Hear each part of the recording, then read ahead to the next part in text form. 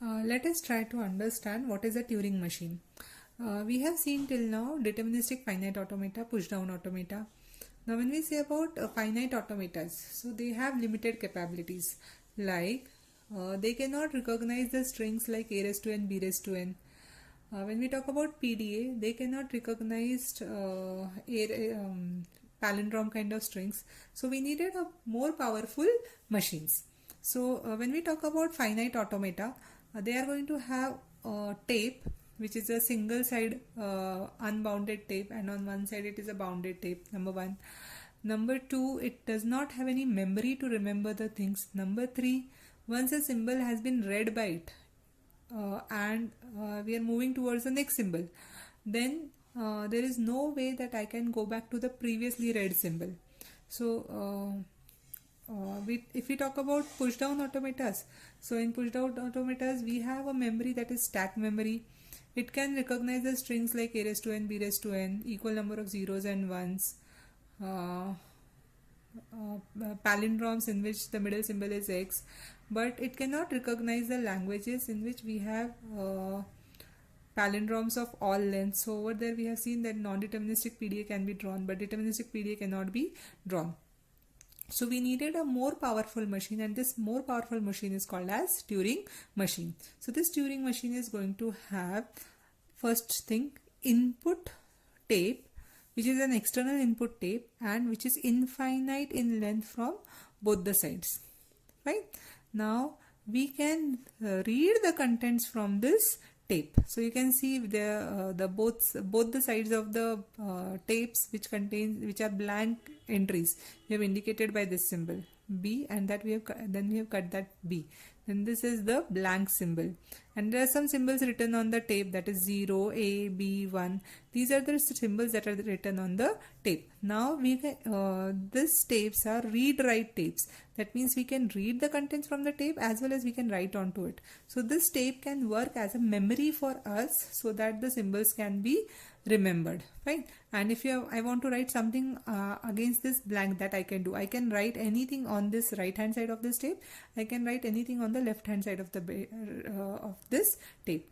So the main functionality that is been provided by this tape is performing the read and write. Both operations are allowed. So we are going to have states to remember the things the way we had in case of finite automata, and we are going to design a function which will help us to move this read or write head depending upon the contents which are there on the tape. So there are three main sets of symbols. I is finite set of symbols that are possible on this tape. S is set of finite set of states, the way we had in case of DFA. And then we have D as a set which is a finite set of directions. Now in case of finite automata, we were able to move only in the right direction. We were never able to move back onto the left side. Same was the case with PDA. We were only able to move in the right direction but not in the left direction. But in case of Turing machine, we can move towards left, we can move towards right, and we can remain on the same position, that is no movement. So there are three directions that are possible: left, right, and no movements. Right? Now there are three functions which are used to define the Turing machine. First is state transition function. When you get an input symbol and you are in a particular state, you will move to the next state. Then this function is called as state function, state transition function. Next one is machine function. When you receive a particular input and you are in a particular state, then you will be producing some output symbol. So that is your machine function. And when you receive a particular input and you are in a particular state, you will move in a particular direction, either left, right, or on the same position. So there are three symbol directions that are possible. The Turing machine is represented by 7 components. The first component is Q. Q is finite set of states. This we have seen in case of DFA also. Sigma is set of input symbols. So suppose my string is of 0 raised to n, 1 raised to n. Then my input symbols are zeros and ones. Then tau. This is the finite set of allowable tape symbols. So you can see on tape you can have blank, you can have zeros, you can have ones, and suppose you are converting zeros into A's and ones into B's for 0 raised to n 1 raised to n problem. So in that case, allowable symbols on the tape are 0, 1, A, B and blank. So this all will form our top. Next is capital B. It is a symbol which is used for representing the blank characters on the tape. So over here we have used this symbol as the blank character on of the tape. Next is, which is our start state. When you start the machine, in which state you will be there. So that is Q0 state. This we have seen in case of finite automata. Next is set of final states, which all states are final states in our diagram. This also we have seen in case of finite automata. And then delta, that is the functional matrix. In case of functional matrix, we have seen in case of finite automata, we have seen it was like what my current state into my current input symbol is going to produce the next state, to which state I am going to move. So only this much function matrix was there. But in case of Turing machine, we produce 3 outputs, which is the symbol that I will be producing, which is the state to which I will move, and what will be my direction, movement direction. So this you will be clear when you will look at the different examples. Fine. Now suppose let us take an example. I'll explain with an example that design a Turing machine that recognizes words of the form 0 raised to n, 1 raised to n, where n is greater than or equal to 0.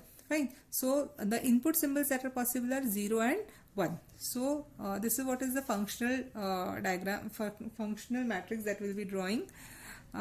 In one of the examples videos, you will find that I've explained how to create this table. But now I'm explaining you how to write the Turing machine ka mathematical model for this. Fine. So 0 raised to n, 1 raised to n. So what will be our input symbols? 0 and 1. These are the 2 input symbols that we have. Fine. And what we have done over here, we have converted the zeros to A's and ones to B to remember at the time of solving the problem. Fine.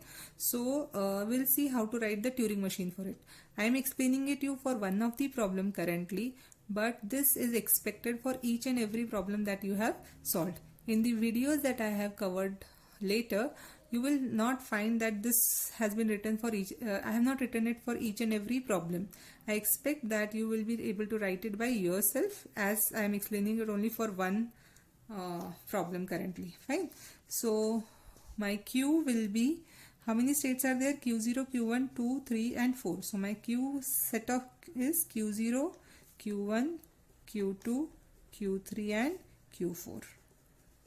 My sigma is my set of input symbols. So input symbols are zeros and ones only. Next is my toe. Toe is set of allowable tape symbols. So on tape, what all we are writing? 0, which was an input symbol, 1, that was an input symbol, then A was our symbol which we have converted 0 to A, and then we have converted 1 to B. So this is also allowable symbol, and then blank. This was a valid symbol on the allowable symbol on the tape. So this is what is our toe. Next is delta. That is our transition matrix. So this matrix is our delta matrix. Fine. Next, Q0, our start state. In our case, Q0, this Q0 is our start state when we are starting the machine. So Q0 is Q0 only for us. Next is B. B is a blank, that is a special blank character. So over here the blank character that we have considered is this. So over here we will be writing like this only. And F is my set of final state. That means the state on which my machine will halt. So a state like Q4 in which everything is all, it's a dash, all transitions are dash, then this is our halt state and except state. So this Q4 is our final state, and this is a set of final states. So that's why we are putting a set over here. Right. So in this way you can write it for each and every problem.